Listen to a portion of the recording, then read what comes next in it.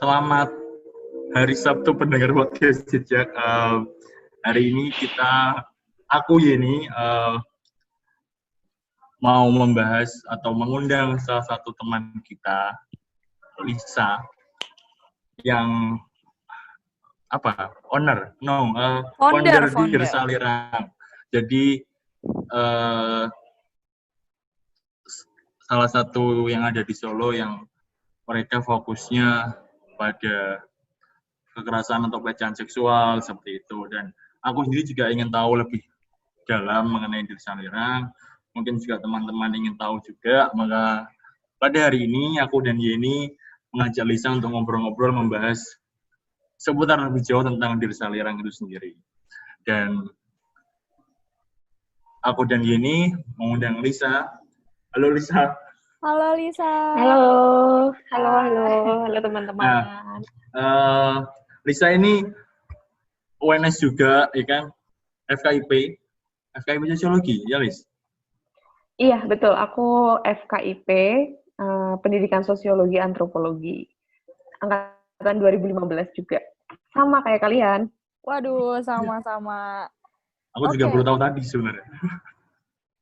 Parah, Sorry. Nah, terus Lisa ini selain kan di FKIP, terus langsung aja ya kita bahasnya. Maksudnya aku juga pengen tahu gitu. Sebenarnya Dirsalirang itu, aku yang tahunya adalah yang sebuah ketahuan aku ya, karena aku tahu juga dari teman-teman kayak beberapa teman adik tingkat gitu, tahu Dirsalirang dari mereka. Ternyata di UNS itu ada komunitas atau ada yang berusaha untuk melindungi entah dari perempuan dari kayak pelecehan seksual dan sebagainya gitu. Nah, apakah foundernya ini cuma Lisa gitu, awalnya gitu, terbentuknya itu gitu, atau ada beberapa teman-teman yang lain sebetulnya? Kalau foundernya sendiri itu sebenarnya ada beberapa orang ya, ada sekitar 3-4 orang yang merumuskan adanya komunitas Dirsalirang ini. Cuman pada keberjalanannya akhirnya cuman tersisa sampai dicetuskan nama Salirang ini cuman tersisa 2 orang, dan yang satunya akhirnya mengundurkan diri karena memang sekarang sudah berkeluarga dan tidak bisa fokus untuk mengurusi komunitas ini. Itu sih kalau misalnya ngomongin founder dari Dirsalirang itu sendiri. Jadi yang sekarang masih aktif itu ya teman-teman yang masih aktif jadi mahasiswa untuk saat ini. Oke, Liz. Seperti yang aku juga baru dengar juga sih komunitas Dirsalirang ini selama aku 4 tahun kuliah di UNS, jujur gitu. Karena masih belum banyak teman-teman dari kita ternyata tahu ada komunitas ini di UNS kayak gitu, dan komunitas ini keren banget sih aku bilang gitu, karena dia fokusnya terkait dengan pelecehan seksual yang terjadi untuk perempuan atau mungkin juga ada laki-laki juga, nanti akan kita bahas di podcast ini gitu. Yang menjadi pembukaan kita dulu deh, kenapa Dirsalirang ini dibentuk? Terus kenapa kok ambil namanya tuh Dirsalirang gitu? Apakah ada makna di balik itu gitu?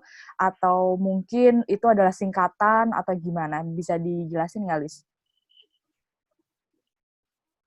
Iya, kenapa sih kita membentuk komunitas ini? Karena awalnya itu, ini berangkat dari keresahan kita bersama ya. Aku kan emang fokus di isu-isu perempuan dulunya.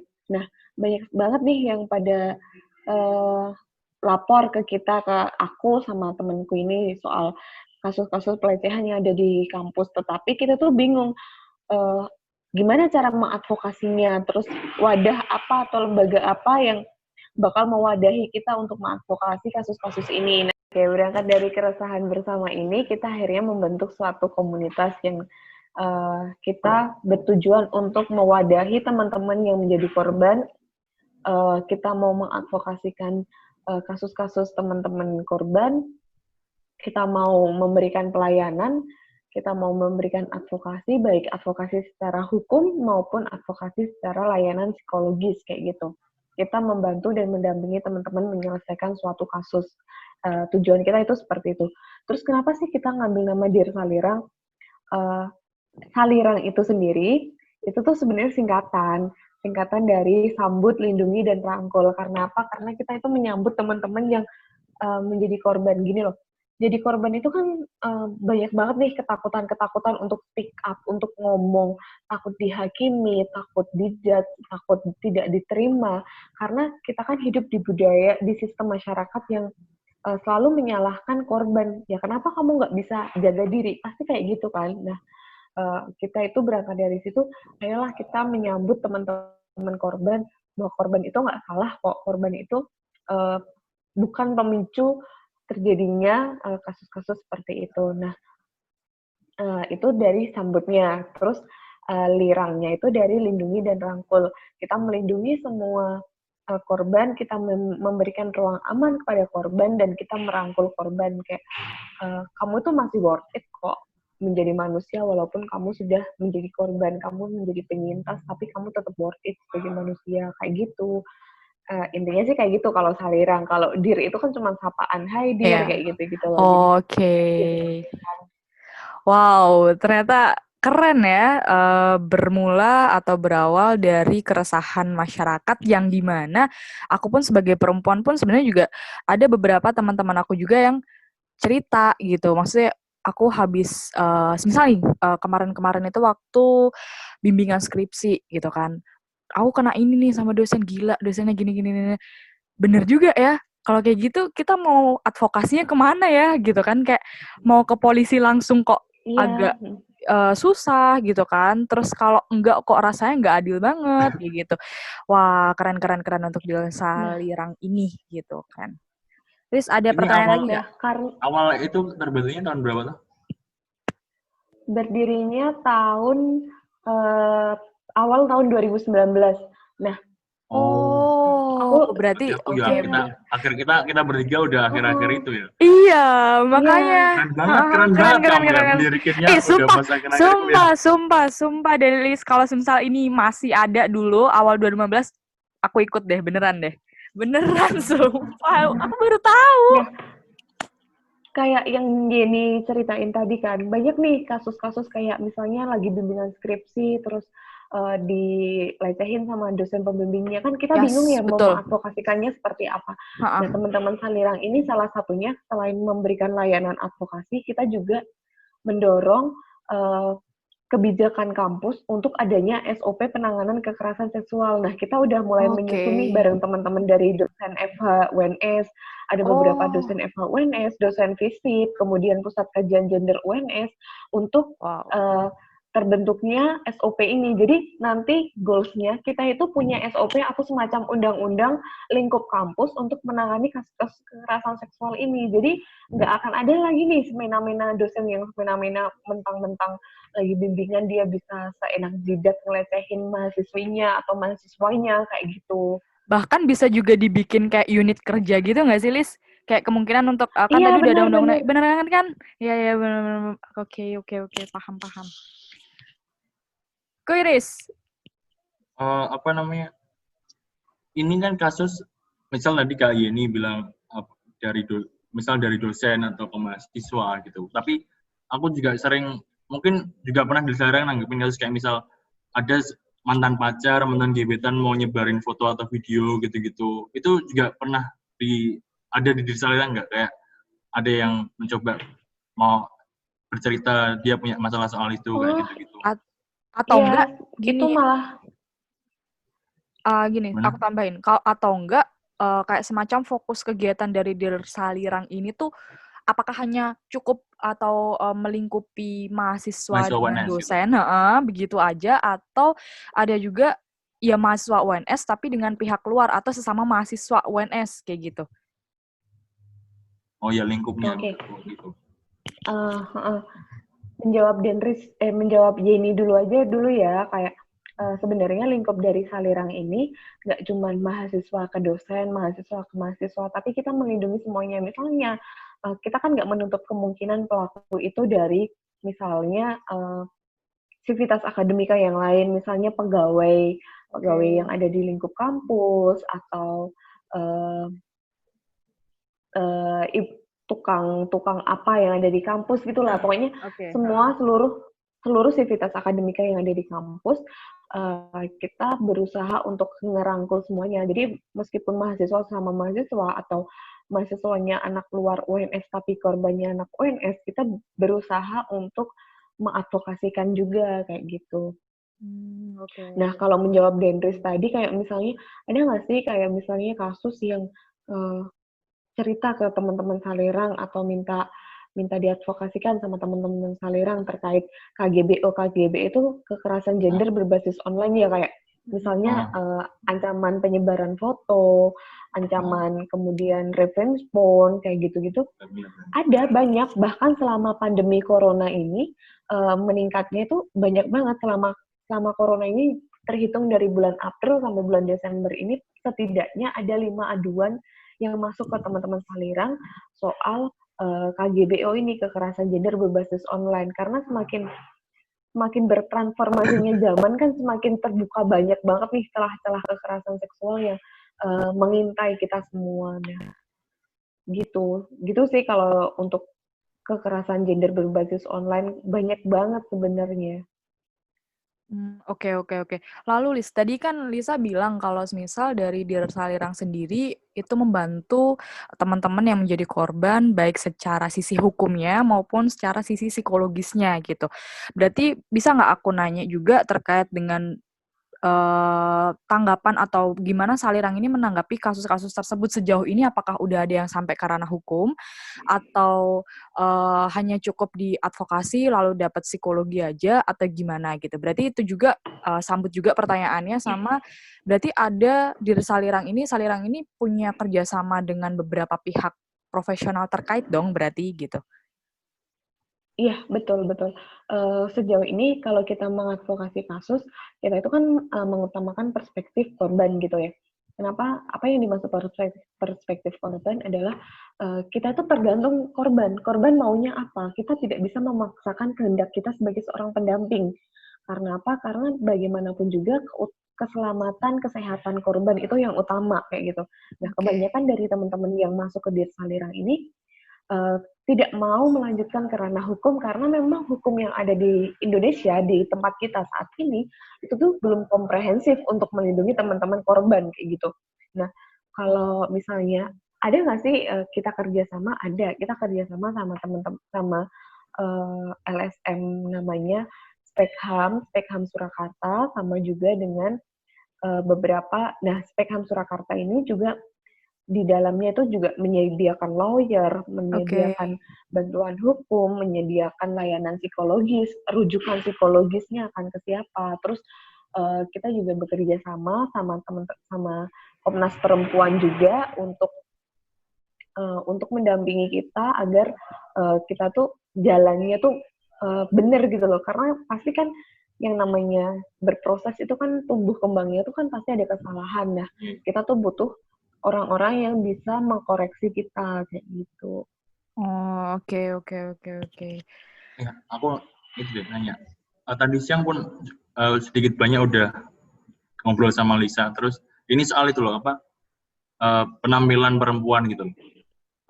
Ya aku sekarang sudah punya mindset bahwa ya nggak bisa kita nyalahin cara berpakaian perempuan. Tapi dulu masih awal-awal kuliah tuh aku masih punya pikiran kayak gitu. Tapi beberapa temanku pun masih banyak yang mikir, atau orang-orang sekitarku gitu masih banyak mikir ya yang salah perempuannya ketika mereka punya berpakaian kayak gimana gitu, sekitar buka atau gimana. Padahal kan kita nggak bisa ngejudge dari penampilannya gitu kan. Kita nggak tahu orangnya kayak gimana dan sebagainya. Kayak hal-hal kayak gini tuh udah pernah sering nggak Kak Dir Salirang tuh menyampaikan ke orang-orang, ya mungkin lewat Instagram juga kan, atau lewat media lain atau apa gitu kan, mengedukasi orang-orang gitu. Kita itu, jadi Salirang itu selain kegiatannya adalah mengadvokasi teman-teman korban yang menjadi korban, juga kita tuh melakukan edukasi seperti diskusi, kemudian pemutaran film, bedah film kayak gitu. Nah, di dalamnya kan pasti kita juga ada pesan-pesan tertentu, edukasi tertentu nih. Nah, tanggapan soal bagaimana sih kalau misalnya ada pelecehan terus yang disalahin adalah pakaian korban. Kita mau loh buka data dari Komnas Perempuan itu sekitar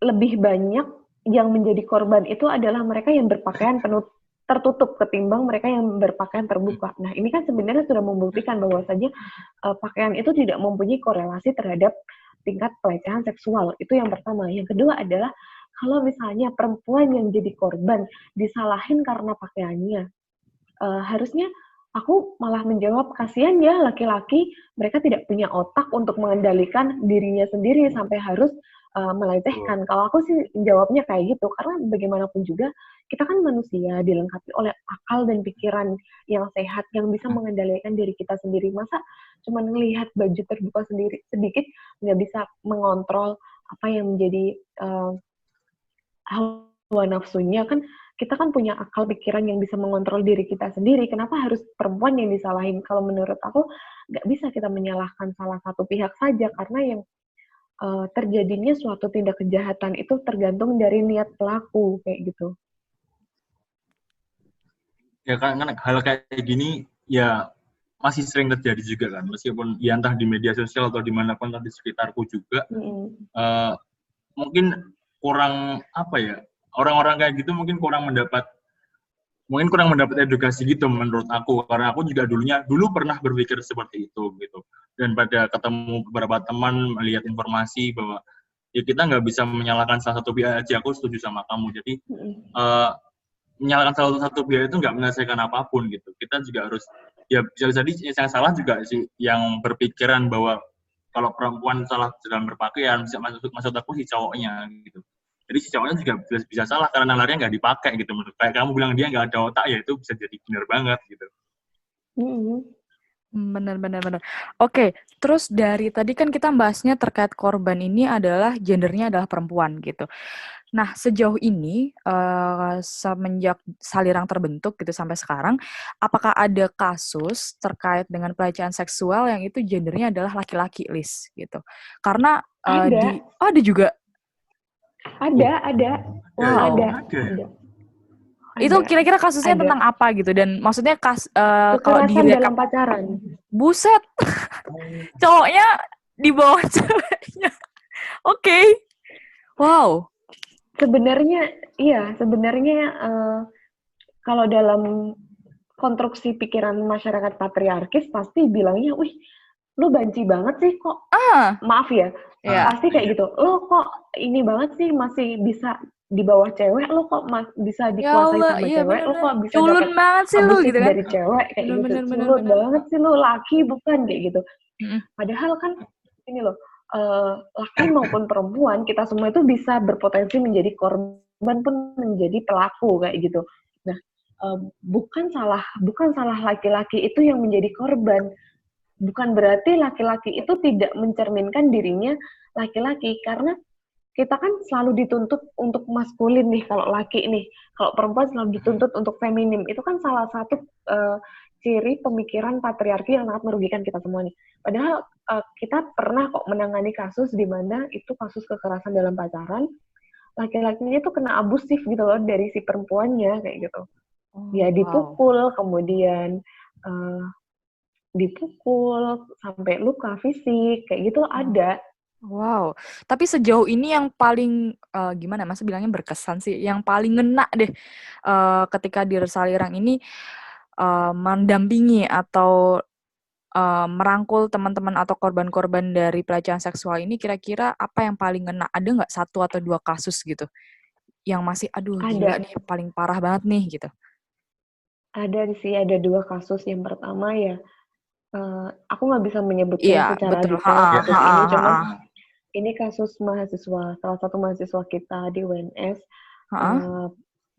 Ini tuh pelik banget gitu loh, permasalahannya pelik banget karena ada relasi kuasa di dalamnya gitu.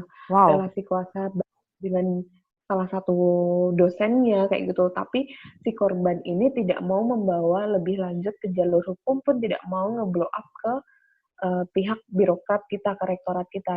Ya akhirnya kita cuma mengikuti kemauan korban kan. Kemauan korban adalah dengan layanan psikis kayak gitu. Ya udah, kita memberikan layanan psikis. Itu yang pertama, karena itu pelik banget. Rasanya itu gimana ya? Sakit hatinya dia itu kita bisa ngerasain sampai gitu ya. Kayak nggak adil banget gitu. Yang kedua itu adalah sebenarnya ini bukan teman-teman UNS, tapi masih di lingkup Solo, karena di lingkup Solo itu kan belum ada ya komunitas yang seperti ini. Jadi ketika ada yang lapor, ya udahlah, mau tidak mau kita ikut bantu sebisa kita. Nah, Oke. salah satunya tuh yang paling berkesan itu adalah ketika ada kasus pemerkosaan yang dimana korbannya itu digilir sama pelaku. Jadi ada sekitar 3 pelaku kayak gitu loh. Ya Jadi itu tuh Allah. benar-benar kasihan, maksudnya sakit hatinya dia, sakitnya dia itu kita benar-benar bisa ngerasain gitu. Itu Itu tapi yang paling atas sadar rasanya sih. atau dia harus dimabokin dulu gitu kasarannya? Dimabokin Wow, dulu. parah. Ini di bawah umur atau Belum 21 tahun berarti masih di bawah umur kan? secara perdata? Masih maba ini, iya. Wow. Masih maba. Dan ketemunya itu lewat sosial media, jadinya tuh sedih banget rasanya. Habis itu salah satu temennya korban ini karena saking marahnya ya, jadi dia tidak mencoba berpikir lebih jauh terkait kasus ini. Dia marah, dia ngomong di salah satu sosial media, akhirnya terblow up, ramai. Dan si korban ini banyak yang neror akhirnya kayak gitu. Malah diteror? Itu kan miris ya? diteror karena emang kasihan banget sih, maksudnya untuk yang kasus ini tuh bener-bener pelik gitu loh. Peliknya tuh ya kita tahu kemarahan temen-temennya korban itu gimana sih rasanya temennya digituin, cuman kan kita juga harus berpikiran panjang. Oh, kalau aku mengambil langkah yang seperti ini ternyata juga lebih membahayakan temenku yang jadi korban ya, kayak gitu betul. kan harusnya. Betul. Wow. Aku mau nanya dong. Tadi kan itu apa? Misal gini, dia punya kasus gitu ke Citaga Desa Lirang. Ketika Desa Lirang tadi berupaya untuk membantu lebih jauh, nggak cuma masalah psikologis, karena hukum atau advokasi lebih jauh gitu, dia menolak gitu karena dia takut gitu. Itu sering terjadi apa cuma sesekali atau gimana? Sering terjadi. Dan kita juga udah nggak bisa berbuat apa-apa kalau misalnya korbannya udah menolak untuk tidak mau dibawa ke ranah hukum, karena kita pun selalu menekankan, misalnya korban mau nih dibawa ke ranah hukum, kita tuh selalu menekankan bahwa perjuangan di ranah hukum ini tidak 1 hari 2 hari selesai. Belum tentu kita akan menang. Prosesnya sangat panjang, prosesnya sangat berat kayak gitu loh. Jadi jangan berekspektasi lebih, tapi setidaknya kita mencoba untuk mencari keadilan. Aku selalu bilang kayak gitu kalau ke teman-teman korban yang mau menempuh jalur hukum. Wow. Keren sih. Iya, aku terdiam sih. Gara-gara yang kasus yang terakhir tadi, gila nggak punya otak bener. Bener banget. Oke, berarti gini, Liz. Para korban ini juga kan masalah terkait pelecehan seksual ini kan semacam kayak kasus gunung es gitu ya.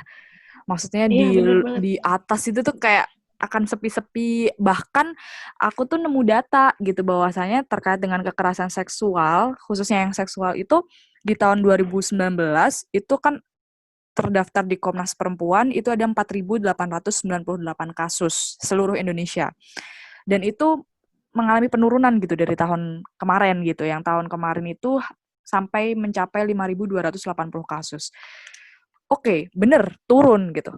Tapi orang-orang tuh ngeliatnya tuh adem ayem gitu. Oke, turun, oke, semua gitu. Tapi mereka tuh nggak sadar gitu. Ternyata di bawah ini itu masih banyak banget kasus yang belum ke-blow up. Yang korbannya nggak berani speak up gitu. Dia takut, entah dia takut malu gitu kan sama teman-temannya kalau ternyata dia merupakan salah satu korban pelecehan seksual gitu. Lalu dia juga malu gitu untuk Liz ini kok mandek ya gambarnya Lisa? Iya. Oh ya. Enggak. Oh tapi gitu. Oke, aku cut. Nah, oke. Nah, si korban ini apakah dia tuh malu gitu kepada dirinya sendiri bahwasanya dia tuh ternyata salah satu korban dari pelecehan seksual, atau dia nggak berani speak up, nggak berani ngomong karena dia juga takut gitu sama orang tuanya atau keluarganya, yang mana itu juga sama aja bisa mencemarkan nama baik keluarga lah, intinya kan kayak gitu. Nah, untuk Salirang sendiri nih, apakah ada semacam motivasi atau edukasi juga ke teman-teman umum gitu melalui video atau melalui campaign atau apa gitu terkait ayo caranya gimana nih si korban ini bisa berani untuk speak up gitu. Karena kasus yang banyak itu gitu. Sebenarnya banyak kasus terkait pelecehan seksual tapi yang bikin banyak juga nggak ke blow up itu ya karena si korban sendiri tuh nggak berani untuk ngomong gitu. Iya, kita selalu menekankan, kita selalu kayak ngasih pendampingan itu selalu bilang gini, korban itu nggak salah, bagaimanapun juga korban itu nggak salah, kamu adalah korban, kamu bukan pelaku, kamu nggak salah, yang salah adalah pelaku. Biarkan masyarakat kita menilai apa, yang penting adalah keselamatan diri kamu saat ini, yang utama adalah diri kamu. Toh, menjadi korban pelecehan seksual itu tidak menurunkan harga dirimu, tidak menurunkan value-mu sebagai seorang manusia, kayak gitu. Kamu tetap worth it. Aku selalu bilang, kita teman-teman Salirang itu selalu bilang kayak gitu ke teman-teman korban. Kalian itu meskipun jadi penyintas kekerasan seksual, kalian tetap worth it sebagai seorang manusia, tidak berkurang satupun dari diri kalian sendiri. Aku selalu bilang kayak gitu. Kita juga sebenarnya ada sih campaign-campaign kayak gitu, cuman beberapa teman-teman dari teman-teman Salirang ini lagi fokus terhadap kasus-kasus kan, terutama kasus KGBO ini. Jadinya kita belum bisa untuk nge-publish campaign-campaign itu di sosial media kita. Karena emang bener banyak banget sebenarnya kasus-kasus kekerasan seksual itu. Dan sebenarnya saking banyaknya tuh kadang kita ngerasa kelelahan gitu, kewalahan gitu. Aduh kok banyak banget. Tapi kita juga bersyukur. Kenapa? Karena dengan banyaknya mereka yang speak up, berarti kan mereka mulai berani nih untuk melawan kayak gitu. Seenggaknya untuk defense gitu. Oke. Gimana, Riz? Iya. Tadi kan, ya maksudnya semakin banyak kasus juga, dalam artian sebenarnya juga sesekali mungkin kewalahan gitu kan. Apakah, maksudnya gini ya, apa nggak kayak buka open recruitment gitu, misal ada orang-orang yang ingin benar-benar ingin membantu atau bergabung di komunitas itu, bisa nggak sih gitu? Iya. Kita tuh lagi menyusun oprek online, karena kan ini masih online kan, masih sistem daring kayak gitu. Nah, kita mau menyusun oprek online karena sementara teman-teman Salirang itu cuma ada sekitar 10 orang yang masih tersisa gitu loh. Wah, kan para wanita-wanita pejuang di sana. Ada bergabung ini. Mari bergabung dengan Dir Salirang. Oke, kayak gitu. Dan emang kita butuh regenerasi kan, jangan sampai komunitas ini mati kayak gitu. Gimana pun juga kita tetap harus memperjuangkan memperjuangkan hak-hak korban kayak gitu. Mau laki mau perempuan, kalau kamu korban ya kita akan mendampingi, kita akan memperjuangkan hak-hak kalian sebagai seorang korban kayak gitu. Iya sih, betul. Karena memulai itu lebih mudah daripada mempertahankan ya. Iya, betul banget. Ingat tuh, Riz. Memulai lebih mudah daripada mempertahankan, Riz.